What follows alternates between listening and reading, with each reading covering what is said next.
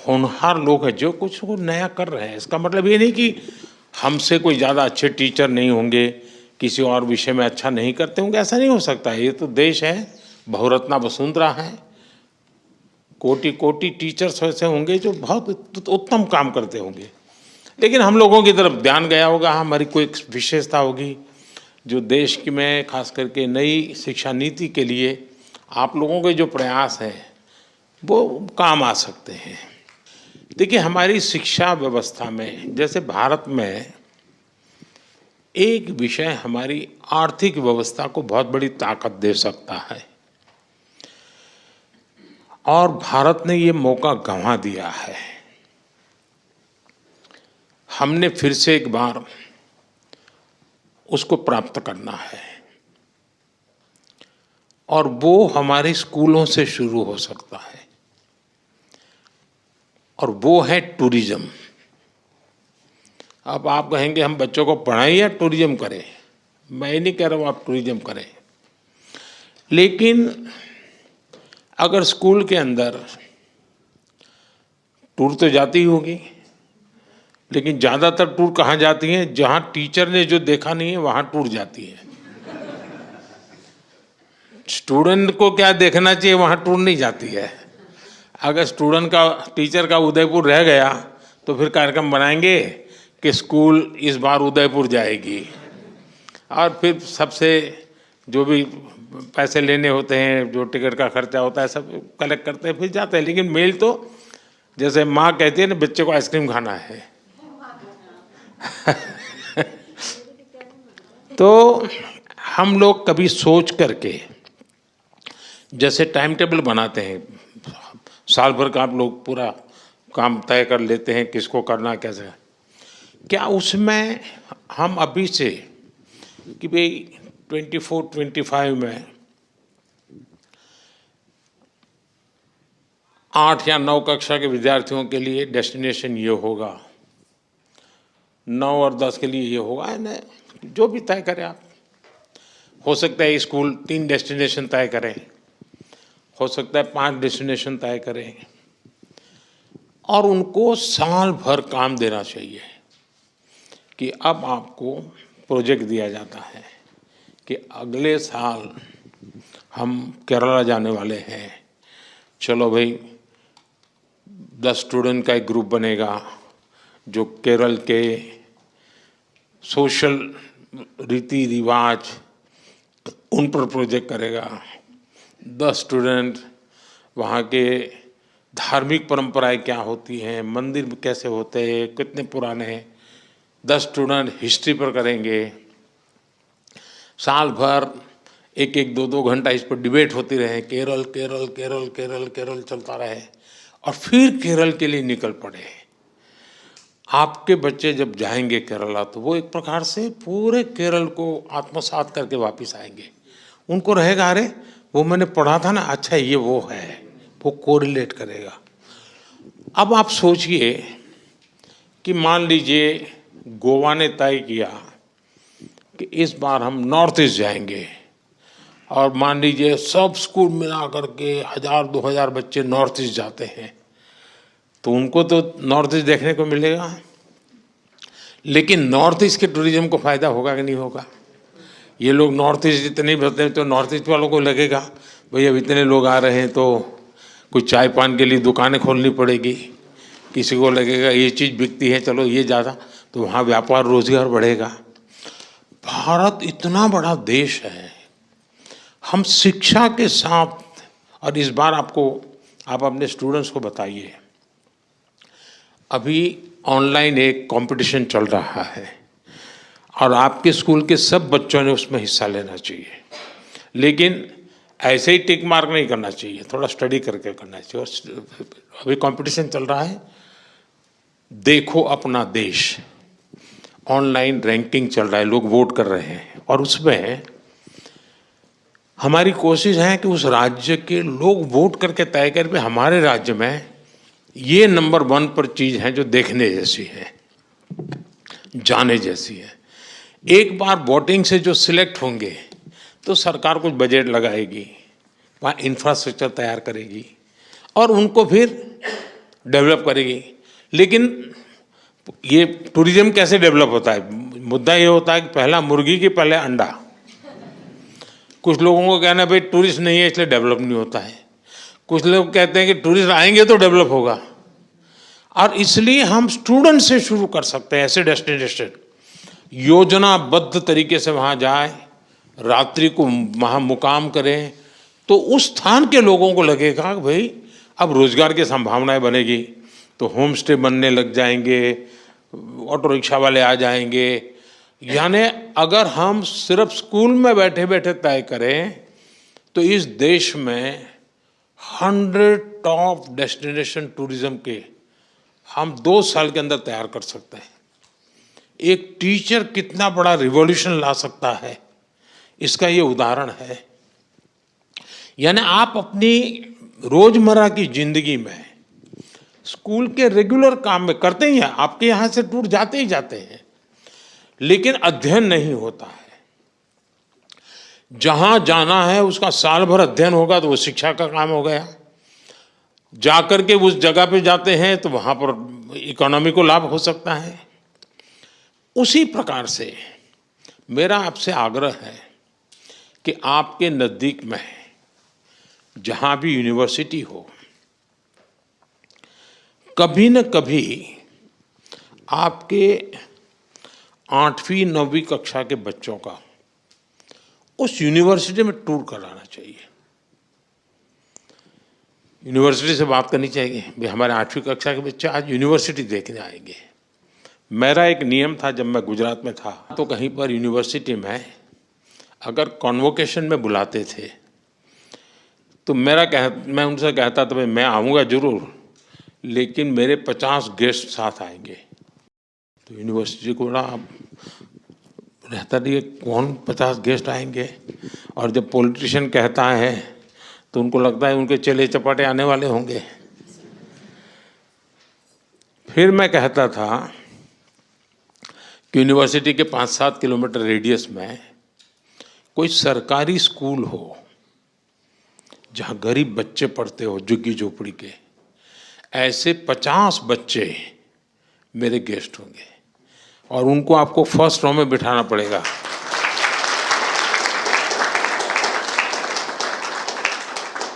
अब ये बच्चे जब ये कॉन्वोकेशन देखते हैं, है तो बिल्कुल गरीब परिवार के बच्चे, उनके मन में उसी दिन सपना हम बो देते हैं, कभी मैं भी ऐसा टोपा पहन करके, ऐसा कुर्ता पहन करके मैं भी अवार्ड लेने जाऊंगा। ये भाव उसके मन में रजिस्टर हो जाता है। आप भी अगर अपने स्कूल के ऐसे बच्चों को ऐसी यूनिवर्सिटी देखने के लिए ले जाए, यूनिवर्सिटी से बात करेंगे, साहब आपके यहाँ इतने बड़े बड़ी बातें होती हैं, हम देखना चाहते हैं। वैसे ही स्पोर्ट्स के इवेंट होते हैं। कभी कभी हम क्या करते हैं, जैसे ब्लॉक लेवल का स्पोर्ट्स कंपटीशन है तो कौन करेगा? वो पीटी टीचर जाने, वो खेलने वाला बच्चा जाने जाएगा। सचमुच में पूरी स्कूल को स्पोर्ट देखने के लिए जाना चाहिए। भले कबड्डी चल रही है, किनारे बैठेंगे ताली बजाएंगे, कभी कभी देखते देखते ही उसमें से खिलाड़ी बनने का मन किसी को जग जाता है। खिलाड़ी को भी लगता है यार मैं कोई इकलौता अपने पागलपन के कारण खिलाड़ी नहीं बना हूँ, मैं खेल खेल रहा हूँ, मतलब मैं एक समाज का एक अच्छा प्रतिनिधित्व कर रहा हूँ। उसके अंदर एक भाव जगता है। एक टीचर के नाते मैं ऐसी चीज़ों को इनोवेट करता रहूं और कोई एक्स्ट्रा प्रयत्न के बिना जो है उसको +1 करना है बस। ये अगर हम कर सकते हैं तो आप देखिए स्कूल का भी नाम बन जाएगा, जो टीचर इसमें काम करते हैं उनके प्रति भी देखने का एक भाव बदल जाएगा। दूसरा, आप लोग कोई ज़्यादा संख्या है नहीं, लेकिन आप में से सबको पता नहीं होगा कि बाकियों को किस कारण से ये अवार्ड मिला है, पता नहीं होगा। आपको लगता होगा मुझे मिला, उसको भी मिला होगा, मैं ये करता हूँ मुझे मिल गया, वो भी कुछ करता होगा मिल गया। ऐसा नहीं, आपकी कोशिश होनी चाहिए इन सब के अंदर ऐसी कौन सी विशेषता है, इन लोगों में ऐसा कौन सा कर्तव्य है जिसके कारण देश का उन पर ध्यान गया है। मैं उसमें से 2 चीजें सीख करके जा सकता हूं क्या?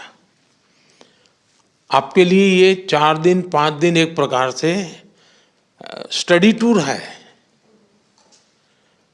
आपका सम्मान गौरव हो रहा है वो तो एक है, लेकिन अपने से, जैसे मैं आप सबसे बात कर रहा हूं, मैं आप लोगों से सीख रहा था, आप लोग कैसे करते हैं जान रहा था।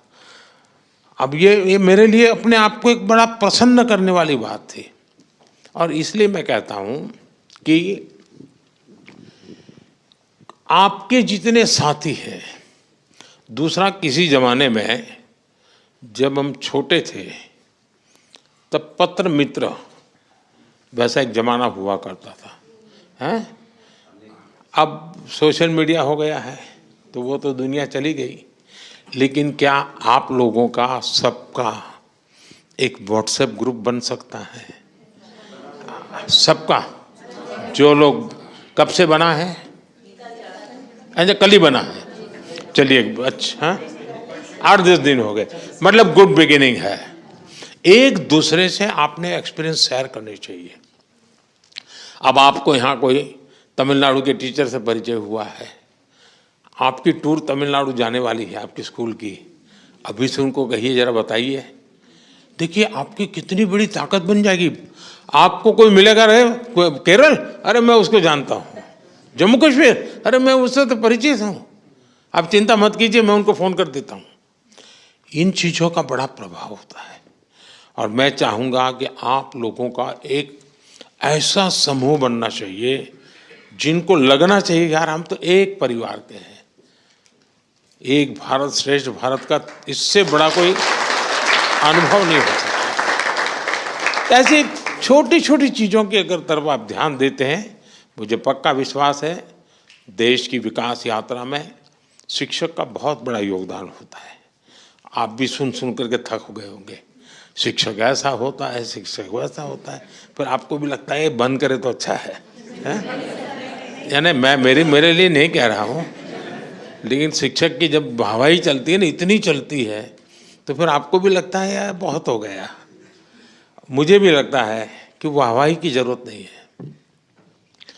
हम उस विद्यार्थी की तरफ देखें, उस परिवार ने कितने विश्वास के साथ वो बच्चा हमें सुपुर्द किया है। उस परिवार ने हमें इसलिए बच्चा सुपुर्द नहीं किया है कि आप उसको कलम पकड़ना सिखा दें, कंप्यूटर चलाना सिखा दें, इसलिए नहीं दिया है आपको वो बच्चा कि ताकि आप उसको कुछ सिलेबस पढ़ा दें, इसलिए वो अपना एग्जाम में अच्छा रिजल्ट ले आए, सिर्फ इसलिए नहीं भेजा है। माँ बाप को लगता है कि जो हम दे रहे हैं उससे आगे हम ज़्यादा नहीं दे पाएंगे, उसका अगर कोई +1 कर सकता है तो उसका टीचर कर सकता है। और इसलिए बच्चे की जिंदगी में शिक्षा में +1 कौन करेगा? टीचर करेगा। संस्कार में +1 कौन करेगा? टीचर करेगा। उसके हैबिट्स में करेक्शन कौन करेगा? +1 टीचर करेगा। और इसलिए +1 थियरी वाली थी हमारी कोशिश होनी चाहिए, उसके घर से जो मिला है मैं उसमें कुछ ज़्यादा अतिरिक्त जोड़ दूंगा, मेरा उसकी ज़िंदगी में बदलाव लाने में कोई न कोई कंट्रीब्यूशन होगा।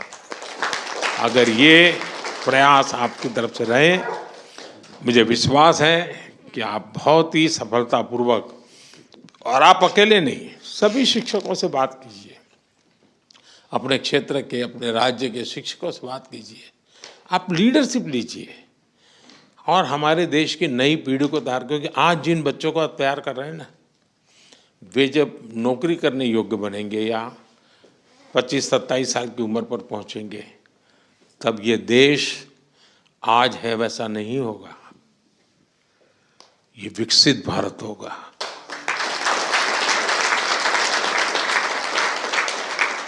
आप उस विकसित भारत में रिटायरमेंट का पेंशन लेते होंगे, लेकिन जिसको आज आप तैयार कर रहे हैं वो उस विकसित भारत को नई ऊंचाइयों पर ले जाने वाला एक सामर्थ्यवान व्यक्तित्व बनने वाला है। और आपके पास कितनी बड़ी जिम्मेवारी है। ये विकसित भारत ये कोई सिर्फ मोदी का कार्यक्रम नहीं है। हम सबको मिलकर के विकसित भारत के लिए ऐसा मानव समूह भी तैयार करना है, ऐसे सामर्थ्यवान नागरिक भी तैयार करने हैं, ऐसे सामर्थ्यवान नौजवान तैयार करने हैं। अगर हमें आगे चल करके 25-50 गोल्ड मेडल अगर खेलकूद में लाने हैं, कहाँ से निकलेगा वो खिलाड़ी? जो आपके स्कूल में दिखते हैं उन बच्चों में